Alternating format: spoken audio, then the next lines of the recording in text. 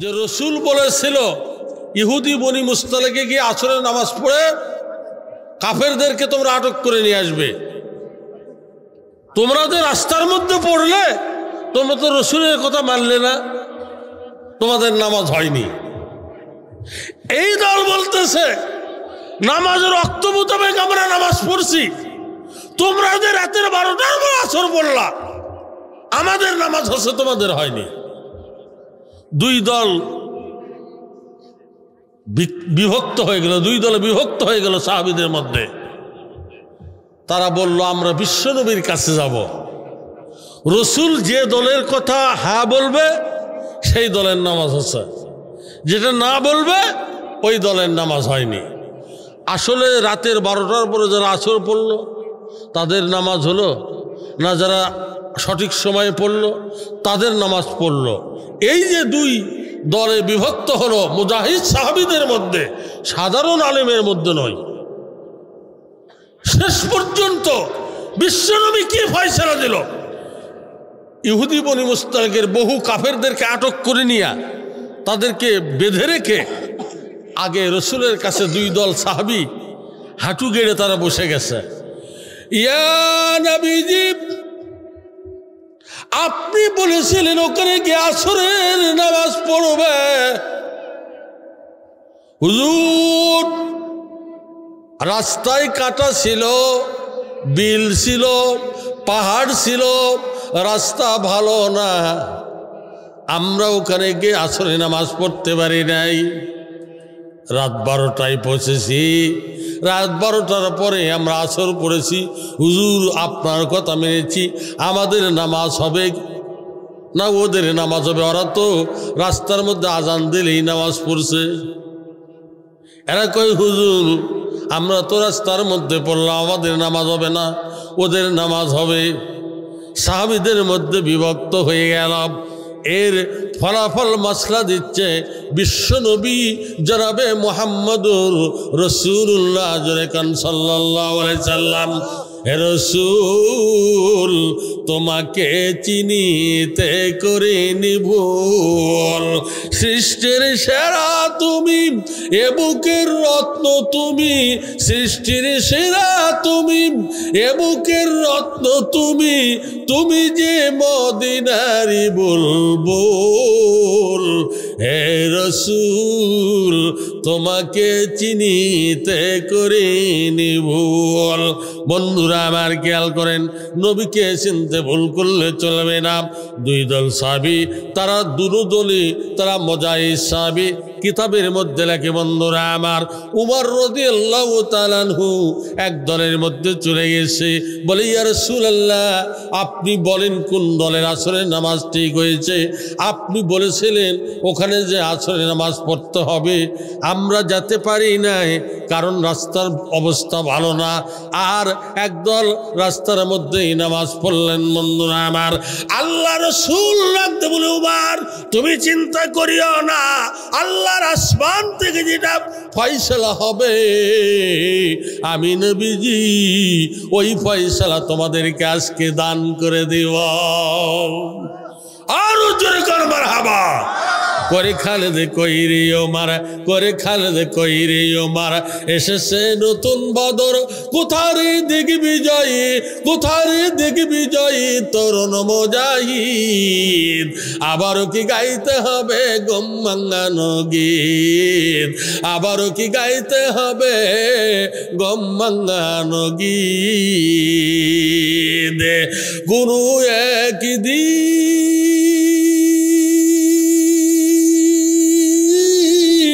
এদেশের আকাশে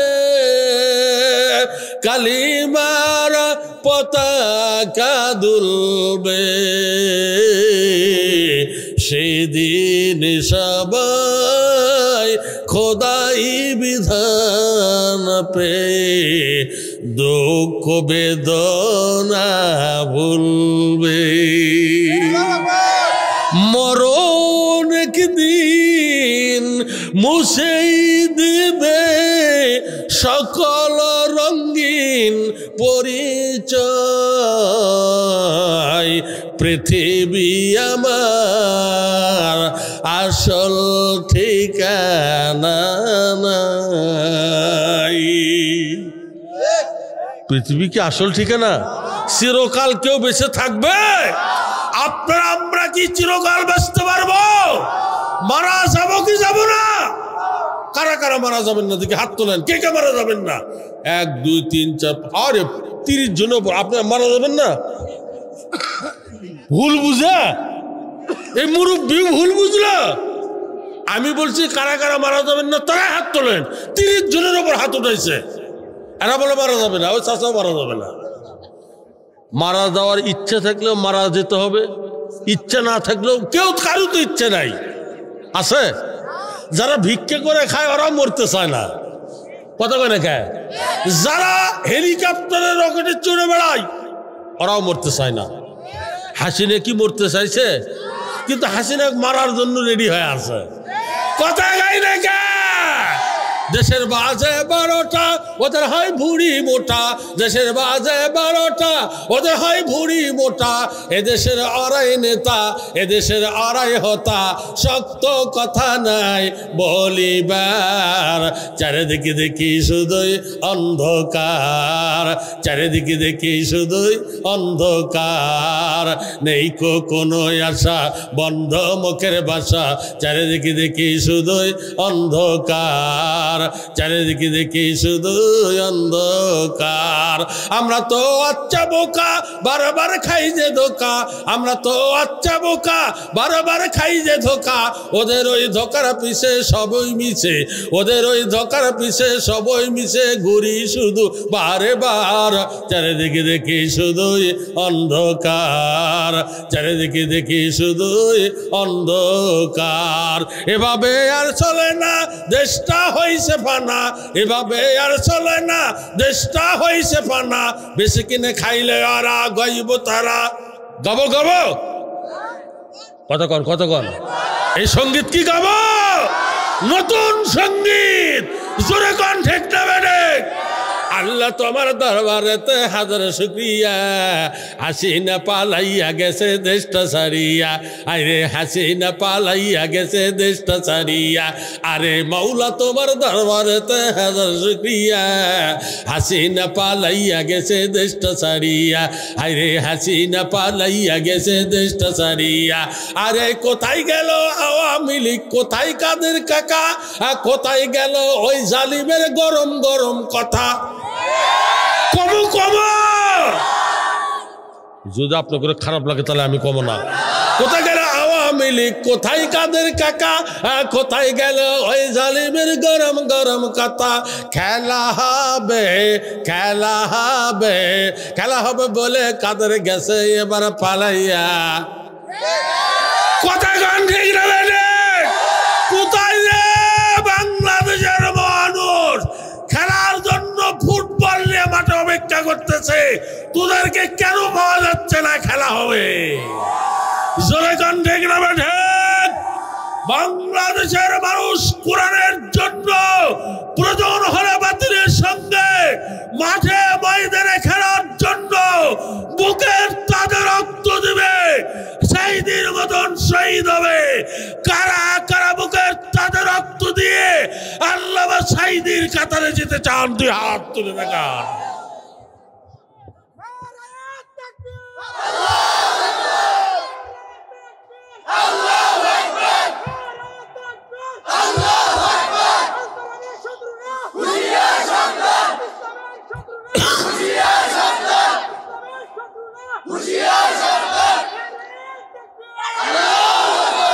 বন্ধুরা আমার, অসুবিধা হইতেছে? ওই যে 2 দল মুজাহিদ সাহাবী, মনে আছে কথা? এক দল রাস্তার মধ্যে আসরের নামাজ পড়ছে, আর এক দল কখন পড়ছে? রাত 12টার পরে। কিসের নামাজ? আসরের নামাজ। তাফসীরের 6 নম্বর উৎসর ব্যাখ্যা দিতে গিয়ে কথা আমি বলতেছিলাম। মানে কোরআন হাদিসের ব্যাখ্যা যখন মুস্তাহিদ ইমামেরা দেয়, এটা ঠিক হলে ডবল সওয়াব, যদি তাদের সিদ্ধান্ত ব্যাটিক হয় তবু 1 সওয়াব। সুবহানাল্লাহ বলে না? এখন না করলে সকাল 9টায় রোদে দাঁড়িয়ে থেকে পূর্ব দিকে হয় কবেন সুবহানাল্লাহ সুবহানাল্লাহ। এখন সুবহানাল্লাহ মুখত আসবে না তো, এখন খালি নেতার কথা মনে আসবে। বল্টু ভাইয়ের চরিত্র ফুলের মতন পবিত্র, বল্টু ভাইয়ের মার্কা ঢিকি মার্কা। কি মার্কা লিসা? ঢিকি মার্কা। লক্ষণ ভালো না খারাপ? কত করে ভালো না খারাপ? খালি খারাপ না, একেবারে কুলক্ষণ। এক মাহফিলে গেলাম, এক বিশেষ অতিথি 10,000 টাকা দান করলো ওই মসজিদে। যাওয়ার টাইমে করতে, হুজুর আমার জন্য একটু দোয়া করবেন, আমি একটু মেম্বার পদপ্রার্থী। আমি বললাম ভাই আপনার মার্কা কি? কয় হুজুর ঢিকি মার্কা। তাই আমি কিছু লক্ষণ তো ভালো নয়। কয় কে? আমি কিছু এত ভালো ভালো মার্কা দেখতে আপনি ঢিকি মার্কা বেছে বেছে নিয়েছেন, তার কারণ কি? কত হুজুর কানে কানে একটা কথা শুনে কাউকে বলবেন না। এই যে যতগুলো লোক ওয়াজ শুনতেছে এরা সবাই কিন্তু আমার ভোটার। ইতিপূর্বে আমি 2বার প্রার্থী হলাম, একবার নিলাম ফুটবল আর একবার নিলাম হুজুর সিলাই মেশিন। খালি টাকা খায়, খালি টাকা খায়, খালি টাকা খায়, এরা ভোট দেয় না তো আমার ঠিক মতো। 2বারই পড়ে গেছি হুজুর, ভরাডুবি হয়ে গেছে। এই জন্য বেছে বেছে কাকু বলবেন না, বেছে বেছে আমি লিছি মার্কা ঢিকি। যদি খালি উঠতে পারি আল্লাহ করে, যদি খালি উঠতে পারি ঢিকির নিচে চাল দিয়ে আটা কোটে, এরকম আটা কোটা শুরু করে দেবো। দেখছেন আসলে কি ওর নিয়াত ভালো আছে? জোরে বলেন ভালো আছে? বন্ধুরা আমার খেয়াল করি, হযরত ওমর রাদিয়াল্লাহু তাআলা আনহু ডাকতে বলে, ইয়া রাসূলুল্লাহ, আল্লাহর ফয়সালা পাওয়ার জন্য করে আমরা আপনার অপেক্ষায় থাকলাম। কারণ উমর ছিল বীর সাহাবী। জোরে কোন ঠিক নামে ঠিক? বন্ধুরা আমার খেয়াল করেন, এই দুনিয়া চিরকাল কেউ থাকবে না। আল্লাহ রাসূল লাগতে বলে, উমর তুমি চিন্তা করিও না, আমি নবীর উপর ভরসা করিও না, আমি নবী চিরকাল দুনিয়াতে তোমাদের থাকতে পারবো না। বন্ধুরা আমার, এই দুনিয়া ছেড়ে আমরা একদিন চলে যাব। জোরে কোন ঠিক? মুসলিম শরীফের বাবুস সালাতের মধ্যে একটি কিতাবের মধ্যে দেখলাম, ওই কিতাব লিখেছে মুফতি মিজানুর রহমান। মুসলিম শরীফের বাবুস সালাতের একটা হাদিসের উদ্ধৃতি দিয়ে লেখা হয়েছে, রসুলের জীবদ্দশায় হুজুরের একজন জলিলুল কদর সাহাবী মারা গেল। রসুলকে জানাজা নামাজ পড়ানোর জন্য করে দাওয়াত দেওয়া হল। আল্লাহর নবীজি জানাজার নামাজ পড়াইতে গেছে, সাহাবায়ে কেরাম পিছনে কাতার হয়েছে। জানাজা নামাজের মধ্যে 4টে তাকবীর দিতে হয়। জোরে কোন ঠিক নামে ঠিক? জানাজার নামাজের মধ্যে ফরজ কাজ কয়টা বলেন? 2টা। 1 নম্বর দাঁড়িয়ে থেকে নামাজ পড়া ফরজ, 2 নম্বর 4 তাকবীরে শহীদ আদায় করা ফরজ। রসুল যখন 4টা তাকবীর দিয়েছে, ডান দিকে যখন সালাম ফিরাইছে, বাম দিকে যখন সালাম ফিরাইছে, এমন সময় জিবরাইল ফেরেশতা রসুলের সামনে এসে দাঁড়িয়ে গেছে। সালাম দিয়ে বলে, ইয়া রাসূলুল্লাহ, ইয়া হাবিবাল্লাহ, হুজুর আপনার মৃত সাহাবীর যে লাশটা মসজিদের খাটিয়াতে উঠে রাখা হয়েছে, হুজুর আপনি একটু তাকায় দেখেন তো ওই দিকে আপনি বুঝতে পারেন কিনা। জিবরাইলের কথা মোতাবেক রসুল আমার তাকিয়ে দেখে ওই যে মসজিদের খাটিয়ার মধ্যে যে লাশটা শোয়ানো আছে, কি যেন ওর মধ্যে নড়াচড়া করতেছে। জিবরাইল বলে, নবীজি গো, আপনার মৃত সাহাবের কাপড়ের মধ্যে কালো রঙের মোটা একটা বিষধর সাপ আছে। বন্ধুরে, আল্লাহর রসুলকে এমনি করে জিবরাইল বলে চলে গেছে। আল্লাহ রসুল সমস্ত সাহাবীদেরকে মাথার ইশারা দিয়ে ডাকলেন, সমস্ত সাহাবীরা একত্রিত হয়ে গেলেন। রসুল আমার সাহাবাদেরকে ডাকতে পারে, ও আমার সাহাবারা তোমরা তাকে দেখো, ওই যে মৃত সাহাবীকে যে মসজিদের খাটিয়াতে শোয়ানো হয়েছে, ওই লাশের দিকে একটু নজর করে দেখো তো, তোমরা কিছু বুঝতে পারো নাকি? সমস্ত সাহাবায়ে কেরামেরা এক বাক্যে তাকায় দেখে, রে হ্যাঁ কি যেন তার কাপড়ের ভিতরে নড়াচড়া করতেছে। রসুল বলে, তোমরা কেউ পারবে এই মৃত ব্যক্তির এই কাপড়টা খুলতে? হুজুর কেন কেন আপনি ভালো জানেন, দয়া করে আপনি বলেন। বলে, জিবরাইল ফেরেশতা আমাকে বনিয়ে গিয়েছে, নবীজি আপনার মৃত সাহাবীর কাপড়ের কাপড়ের মধ্যে একটা কালো রঙের মোটা বিষধর সাপ রয়েছে। এই কথা শোনার পরে সাপের কথা শুনিয়া সাহাবীদের মধ্যে দুর্বলতা প্রকাশ পাইল। বন্ধুরে কেউ ওই লাস্টের ওই যে কাপড়টা খুলতে চাই না। হযরত উমর লাব্বাইক বলেন, ইয়া রাসূলুল্লাহ, ইয়া হাবিবাল্লাহ, হুজুর আমি উমর উপস্থিত, আপনি যা বলবেন আমি পারব। রাসূল বলে, উমর রে, এই মৃত সাহাবীর কাফনে কাপড়টা তুমি একটু খোলো তো। হযরত উমর যেই মাত্র খুলেছে দেখে সত্যই কালো রঙের একটা মোটা বিষধর সাপ। বন্ধুরে মৃত্যু সাহাবীর বন্ধুরা আমার বুক ফুটা করিয়া, বন্ধুরা আমার ছিদ্র করিয়া কলিজার ঝোপা টেনে বের করে চিবিয়ে চিবিয়ে খাইতেছে। ওই রক্ত দিয়া কাফনের কাপড় লালে লাল হইয়া গেছে। হযরত উমর লাঠি এনেছে সাপকে মারার জন্য। এ সাপ, আমার মৃত্যু ভাইকে কি জন্য করে তুই এরকমের আঘাত করি? সঙ্গে সঙ্গে সাপ এই রকমের ফনা তুলল, জিহ্বা বের করে দিল। সঙ্গে সঙ্গে সাপ রসুলকে সালাম দিয়ে বলে, ইয়া রাসূলুল্লাহ, হুজুর উমরকে মারতে নিষেধ করে দিন।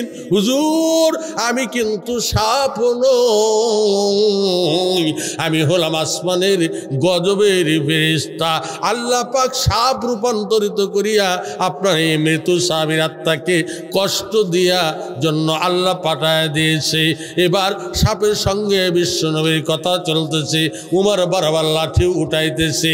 আল্লাহ রাসূল লাগতে বলে, উমর রে, তুমি মেরো না, মেরো না, সাপ আমার সঙ্গে কথা বলে, তোমরা তা বুঝতে পারো না। জোরে কোন সুবহানাল্লাহ। রসুল সাপের ভাষা বুঝতেন, হরিণের ভাষা বুঝতেন, চন্দ্রের ভাষা বুঝতেন, সূর্যের ভাষা বুঝতেন। কথা কয় না কে? দুইটা দুম্বা উট কি নিয়ে মারামারি লেগেছে, তাদের মারামারির কারণটাও সাহাবীদেরকে রসুল ব্যাখ্যা করে বুঝাই দিতেন।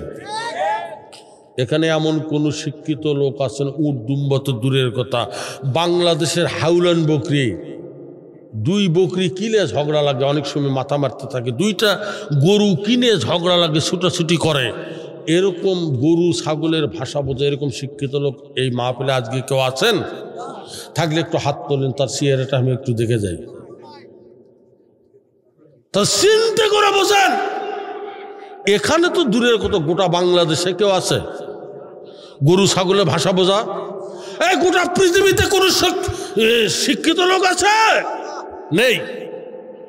রসুল কয়, উমর মেরো না, সাপের সঙ্গে আমার কথা চলতেছে। জোরে করে আল্লাহু আকবার। এই এজন্য করে বলতেছি, জি এখন আল্লাহ রসুল বলে, উমর খামোশ, থেমে যাও। হযরত উমর থেমে গেল। সাপ বলতেছি, ইয়া রাসূলুল্লাহ, এই যে আপনার মৃত্যু সাহাবীর গোপন তিনটি দোষ অপরাধ আছে, আপনি জানেন না, আল্লাহ পাক জানে। এই জন্য আল্লাহ পাক আমাকে সাপ রূপান্তরিত করিয়া তার কাফনের কাপড়ের মধ্যে ঢুকিয়া তার কলিজার ঝোপা টেনে বের করে আঘাত দিয়ে আল্লাহ দৃষ্টান্ত স্থাপন করতেছে। আপনার উম্মতের মধ্য থেকে যারা এই তিনটি অপরাধ করে কবরে যাবে, আল্লাহ পাক আসমানের গজবের ফেরেশতাকে সাপ রূপান্তরিত করে কবরে পাঠায় দেবে, দিয়ে তাদের আত্মাকে, রুহুকে হাজির করে আল্লাহ কষ্ট দেবে। নাউযুবিল্লাহ। ইসলামের শত্রুদের, মুফাসসিরিনের শত্রুদের কবরে যাওয়ার পরে কি শাস্তি হবে, বাস্তব এই মুসলিম শরীফের বাবু সালাত থেকে এবং হাদিসের দলিল থেকে এটা বর্ণনা করা হবে। ওই সাহাবীর গোপন তিনটি অপরাধ কি কি আপনার কি জানতে চান? কথা বলেন, জানতে চান? ওই তিনটি দোষ অবশ্যই যাতে আমাদের মধ্যে না থাকে, ওই দোষ নিয়ে যাতে আমরা কবরে না যাই, সেইভাবে আমাদের আমলকে তৈরি করতে হবে। কথা বল না বন্ধুরা আমার? শুধু তাই নয়, উমর রাদিয়াল্লাহু তাআলা আনহু এবার ওখান থেকে পিছিয়ে চলে গেছে, আবার আসে, পিছনে লাঠি। হুজুর কয় উমার তোমার পিছনের লাঠি? কয় হুজুর আমার তো সহ্য হচ্ছে না, ওই সাপকে আগে মেরে ফেলবো আমি। কারণ উমার খুব সাহসী সাহাবী ছিল, কথা কন ঠিক না? হাদিসে দেখলাম উমার যে রাস্তা দিয়ে একদিন চলতো, শয়তান ইবলিস ওই রাস্তা দিয়ে 40 দিন চলাফেরা বন্ধ করে দিত, কথা কন না কে? হাদিসে এসেছে হযরত উমারকে যদি দেখতো কাফেররা, ওই যে রোড, বিশ্ব রোডের ফ্লাইওভারের নিচ দিয়ে আসতেছে, কাফেররা হয়তো কড্ডা যাবে অথবা হাটি কুমরুল যাবে, কাফেরেরা ওই রাস্তা ত্যাগ করে অন্য রাস্তা দিয়ে তারা বাজারে যাইতো, কতক্ষণ ঠিক না ঠিক? উমার এত বড় বীর সাহাবী ছিল, হযরত উমার কোন কাফেরকে যদি ধমক দিছে প্রসাব পায়খানা একবারে হয়ে গেছে। এজন্য করে বলতেছি হযরত উমার এত বড় বীর সাহাবী ছিলেন, রাসূলকে মারার সিদ্ধান্ত নিয়েছে, কিন্তু মারতে যাবে এরকম সাহস কোনো কাফেরের ছিল না। উমার ইসলাম গ্রহণ করার আগে সে নিজে বলছিল আমি মুহাম্মাদের মাথা কাটব, বলছিল কিনা? কিন্তু পারে নাই। দারুণ নজরে বৈঠক হলো 14 জন কাফের, জোরে বলেন কয়জন? 14 জন মিলে ওরা মহাজোট হলো। কি জোট? মহাজোট, সেটা হয়ে গেছে এখন মহাজোট। হাসানুল হকিনু, তারপরে কি বলে ওই যে আরো সব আছে, এরা মহাজোট হলো, এরা এখন কারাগারের মধ্যে মহাজোটে পরিণত হয়ে গেছে, কথা কন না কে? বন্ধুরা আমার, এবার আবু জেহেল বলতেছে প্রধানমন্ত্রী, এই মুহাম্মদ তো কোরআনের দাওয়াত দেয়, এই দাওয়াত বন্ধ করতে হবে, আর বন্ধ করতে হলে তাকে হত্যা করতে হবে। এই লিড দিয়েছিল কে? ওলীদ বিন মুগীরা। 29 পারা সূরা নুন কলমের 13 নম্বর আয়াত। উতুল্লিম বাদা যালিকা জানিম। উতুল্লিম শব্দের অর্থ লম্পট, লুচ্চা, বম্বাটা। জানিম মানে জারের সন্তান। তাফসীরে জালালাইনের হাসিয়া আজকে আমি পড়লাম, লেখা আছে 5 ওলীদ ইবনে মুগীরা পাচারখান্দা সুদ্দার কুরাইশ উদারা সুলাস কুরাইশ নবুয়াত ইয়ানি হারামজাদা বুয়াত ইদাহু আবুহু অহুয়া মগির ইয়ানি নফসহু ইলা নসবাহু ইলা নফসিহি বাদিন কানা লা ইয়ারিফু আবুহু লা ইয়ারিফু, তার কোনো পরিচয় ছিল না। আবুহু পিতার, তার পিতার কোনো পরিচয় ছিল না, তার নাম ছিল ওলীদ বিন মুগীরা। এ রাসূলকে হত্যা করার ষড়যন্ত্র করেছিল, আর আবু জেহেল পুরস্কার ঘোষণা করেছিল, বলল মুহাম্মাদের যে মাথা কেটে এনে দিতে পারবে আরবের 100টা উট তাকে পুরস্কার দেওয়া হবে, 1000 স্বর্ণ মুদ্রা দেওয়া হবে, নাউজুবিল্লাহ। তখন কিন্তু উমার ইসলাম গ্রহণ করেনি, ঠিক না ঠিক? হযরত উমার ওই দারুণ নজরে বলল, রে প্রধানমন্ত্রী আবু জেহেল, আমি মুহাম্মাদের মাথা কেটে এনে দিতে পারবো। এইবার বাপের বেটা খেপছে। আবু জেহেল কয় এইবার বাপের বেটা খেপছে, কাজ হবে। এই বলিয়া উলঙ্গ শমশির তরবারি নিয়ে হযরত উমর বলল, আমি মুহাম্মাদের মাথা না কাটা পর্যন্ত এক ফোঁটা পানি আমি মুখে দেব না, একটা খানা লোকমা আমি মুখে উঠায় দেব না। এই বলে উমর বন্ধুরে পঙ্গপালের ন্যায় তরবারি নিয়ে বিশ্ব নবীর মাথা কাটতে যখন রওনা দিলাম, দ্রুত বেগে চলতেছে, পিছন থেকে তারা বাল্যবন্ধু নাইম ডাক দে বলে, উমর কোথায় যাও? তোমাকে কোনদিন আমি দৌড়াইতে দেখি নাই রে। বলে, নাইম তুই কি জানিস না আমি আজকে প্রকাশ্যে ঘোষণা করে দিয়েছি মুহাম্মাদের মাথা নিয়ে আসবো, নইলে আমি এক ফোঁটা পানি, একটা একখানা লোকমা মুখে তুলিয়া দেব না। দৌড়াইতেছে তার বাল্যবন্ধু নাইম ডাকতে বলে, উমার, এ উমার, একটা কথা শুনে যাও। না রে নাইম, কথা শোনার সময় নাই, না শুনলে মনে বড় কষ্ট পাবো, কারণ তুমি আমার খেলার সাথী, তুমি আমার পাটির সাথী, তুমি আমার ঘুমানোর সাথী, একটু দাঁড়াও ভাই। সঙ্গে সঙ্গে উমার ব্রেক করে বলল, নাইম রে বল, কি বলবি? বলে যে মোহাম্মদের মাথা কাটার জন্য শপথ করিয়া তুমি খোলা তরবারি নিয়ে যাইতেছ, ওই মোহাম্মদের হাতে হাত দিয়া আজকে সকালবেলা তোমার আপন বোন ফাতেমা, তোমার আপন ভগ্নিবতী সাইদ, তারা স্বামী স্ত্রী দুজনে কালিমা পড়িয়া মুসলমান হয়ে ইসলামের যে পুরাপুরি তারা কর্মী হয়ে গেছে। এই কথা শোনার পরে উমারের বন্ধুরা আবার আরো রাগটা চড়া হয়ে গেল। এ নাই প্রমাণ কি? বলে ওই যে তারা একটা ঘরের ভিতরে আল্লাহর পবিত্র কোরআন পড়তেছে, রক্সুন কালিয়ে দেয় হে, রক্সুন মানে হাতের কবজি, ইয়াদুন মানে হাত, সঙ্গে সঙ্গে করে হাতের কবজি ধরিয়ে আমার বলল, চল প্রমাণ দে, না হলে কিন্তু তোর মাথা কেটে ফেলবো। চলো চলো, আমি প্রমাণ দেব। এবার ঘরের দরজার সামনে যাইয়া নাইম ডাক দেওয়ালে, উমার একটু দাঁড়াও, দাঁড়াও রে উমার রে।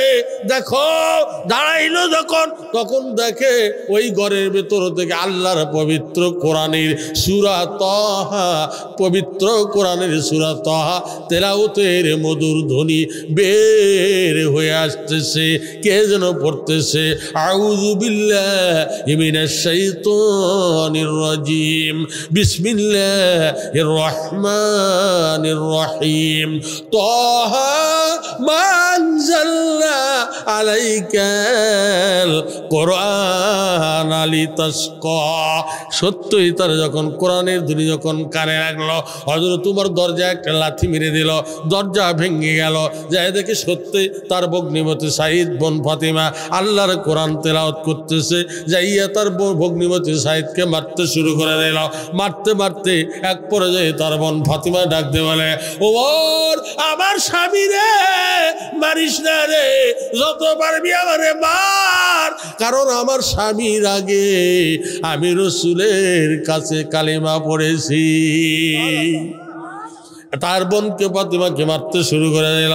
মারতে মারতে যখন রক্তে রঞ্জিত হয়ে গেল, এক পর্যায়ে তার বোন ফাতিমা ডাকতে বলে, উমর যত পারবি মার, বাধা দেব না, কিন্তু যদি কালিমা না পড়ি, ইসলামী আন্দোলন না করি, তোর বিরুদ্ধে কালকে আমাদের ময়দানে আল্লাহর আদালতে মামলা দায়ের করে দেব। এই বলিয়া কোরআনের আয়াত তেলাওয়াত করতে লাগলো। ওয়াকালার রাসূল ইয়া রাব্বি ইন্না কওমি ইত্তাখাযু হাযাল কোরআনা মাহজুরা। আল্লাহর নবী কোরআন বিরোধীদের বিরুদ্ধে কিয়ামতের ময়দানে আল্লাহর আদালতে মামলা দায়ের করে দেবে। 18 পারা আল্লাহ সূরা ফুরকানে জানিয়ে দিয়েছে। বন্ধুরা আমার, কিতাবের মধ্যে লেখে রে, এক পর্যায়ে ডাকতে বলে, ও ফাতিমা এত মারি রে, তারপরও কেন কোরআন পড়া বন্ধ করিস না?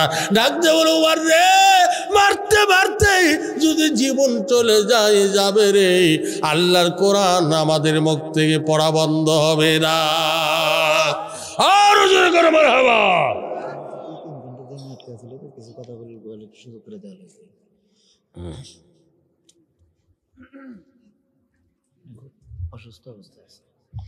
জি আলহামদুলিল্লাহ, ঠিক আছে। এখন বলতেছি, হযরত উমর কয়, এই ফাতেমা এত মারি, তাও তো তোর কোরআন বন্ধ করিস না, তো কোরআনটা আমাকে না দে, আমি একটু পড়ি নাকি। কয় ইন্নামাল মুশরিকুনা নাজাসুন, নিশ্চয়ই তুমি এখন নাপাক, তোমার হাতে কোরআন দেওয়া যাবে না। কেন? আমরা আরবের মানুষ, আমাদের ভাষা আরবি, কোরআনের ভাষা আরবি। কয় যতই আমাদের ভাষা আরবি, কোরআনের ভাষা আরবি হোক না কেন, এটা আসমানি কিতাব, আল্লাহর পবিত্র অন্তরের কথা। আল্লাহ যেমন পবিত্র, তার কিতাব ওই রকম পবিত্র। এই কিতাব স্পর্শ করতে গেলে তোমাকে গোসল করে উজু করে আসতে হবে, তারপরে কোরআনে হাত দিতে পারবে। কারণ আল্লাহু আকবার। মৃত্যু সাহাবীর গোপন 3টি অপরাধ, 2 দল মুজাহিদ সাহাবীর, একদল রাতের 12টার পর আসর পড়ল, আর একদল রাস্তার মধ্যেই পড়ে নিল। কোন দলেরটা ঠিক হলো? আসমান থেকে কি ফয়সালা আসলো? মনে আছে কথা? বন্ধুরা আমার, আজ প্রধান অতিথি 3 ঘন্টা যাবৎ জ্যামে আটকেছিলেন, ওনাকে কিছু কথা বলার সুযোগ করে দিন। আলহামদুলিল্লাহ, আমার ভাই উনি অতি কষ্ট করে এখানে এসেছে, তার ইজ্জত সম্মানকে আমাদের বড় করে দেখতে হবে, কারণ একজনকে সম্মান করলে আল্লাহ তার সম্মান বাড়িয়ে দেয়। কথাগণ ঠিক না? অতএব বন্ধুরা আমার, আমাদের সম্মানিত প্রধান অতিথি উনি যে আমাদের এখানে আসছে, এটা তো আমাদের সুনসিবের ব্যাপার। কারণ বন্ধুরা আমার, জনাব খান সাইদ হাসান সাহেব জি পিপিএ এম এবং ডিআইজি উনি এসেছেন। উনি কিছু সংক্ষিপ্ত কিছু কথা বলে আপনাদের কাছে দোয়া আর আমাদের মসজিদের উন্নতির জন্য করে উনি হয়তো কিছু দান করবে এবং দোয়া নিবে এবং দেবে। কথাগণ ঠিক না? এই জন্য আমি তাকে অনুমতি দিচ্ছি। আলহামদুলিল্লাহ।